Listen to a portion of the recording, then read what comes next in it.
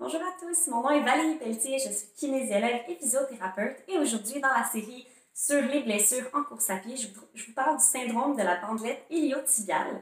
Qu'est-ce que la bandelette iliotibiale? Je vous ressors mon éther.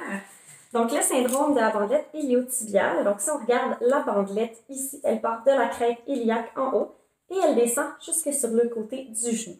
Si je vous montre ça sur Oscar ici maintenant, donc c'est représenté par la bande élastique et le syndrome de la bandelette iliotibiale, c'est une inflammation de la portion distale, donc plus vers le genou ici de la bandelette, qui provoque un frottement au mouvement de flexion et d'extension. Donc l'inflammation fait que la bandelette est un peu plus épaisse, un peu plus grosse.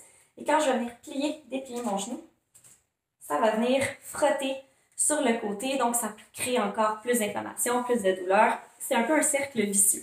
Donc, on va ressentir avec ce syndrome-là de la douleur sur la face externe du genou, donc vraiment sur le côté du genou ici.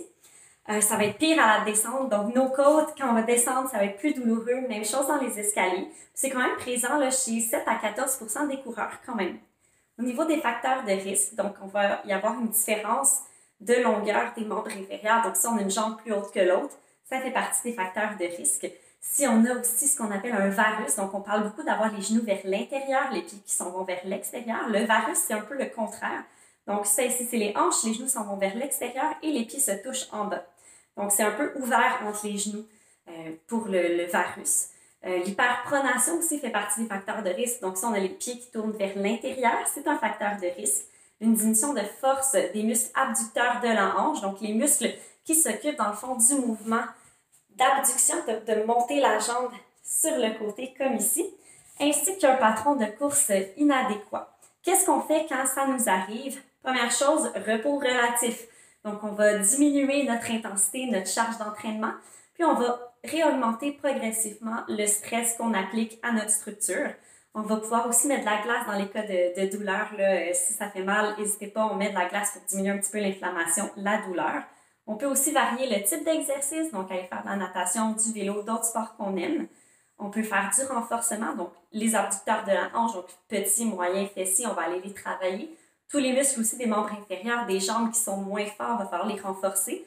On peut aller étirer aussi ceux qui en ont besoin, faire des automassages, diminuer les tensions musculaires. On va évidemment aller ajuster le patron de course à pied. Sachez qu'il existe aussi des tapings, donc le K-tape, le tape neuroproprioceptif, qui peut aussi aider à apporter un peu de support à la structure. Chez certaines personnes, ça marche super bien, chez d'autres, pas du tout. Donc, c'est à vous de voir qu'est-ce qui fonctionne dans votre cas. J'espère que ça vous a plu. Si vous avez des questions, n'hésitez pas à les écrire en commentaire, ça va nous faire plaisir de répondre. Bonne journée!